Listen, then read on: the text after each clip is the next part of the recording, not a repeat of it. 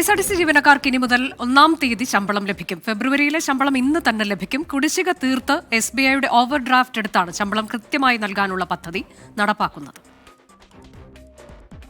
KSRTC ജീവനക്കാർക്ക് ഇന്നു മുതൽ ശമ്പളം 1-ാം തീയതി കൊടുക്കാൻ തുടങ്ങിയാണ്. KSRTC ജീവനക്കാരുടെ ദീർഘകാല സ്വപ്നം യാഥാർത്ഥ്യമാകുന്നു. ഇനി മുതൽ എല്ലാ മാസവും 1-ാം തീയതി അക്കൗണ്ടുകളിൽ ശമ്പളം വരും. 80 കോടി രൂപയാണ് ശമ്പളം പൂർണ്ണമായി നൽകാൻ ആവശ്യം. 100 കോടി രൂപ SBI 1-ാം തീയതി ശമ്പളം നൽകാവുന്ന രീതിയിൽ ഓവർ ഡ്രാഫ്റ്റ് നൽകും. 50 കോടി രൂപ എല്ലാ മാസവും സർക്കാർ ശമ്പളത്തിനായി അനുവദിക്കും. ഈ തുക ഉപയോഗിച്ച് 2 ഗഡുക്കളായി ഓവർ ഡ്രാഫ്റ്റായി എടുത്ത വായ്പ തിരികെ അടയ്ക്കും. ബാക്കി തുക KSRTC വരുമാനത്തിൽ നിന്ന് അതാത് മാസം തന്നെ അടച്ചു തീർക്കും.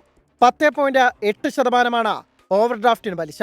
കൂടുതൽ പലിശ നൽകാത്ത രീതിയിൽ വേഗത്തിൽ എല്ലാ മാസവും 100 കോടി രൂപ തീർക്കും.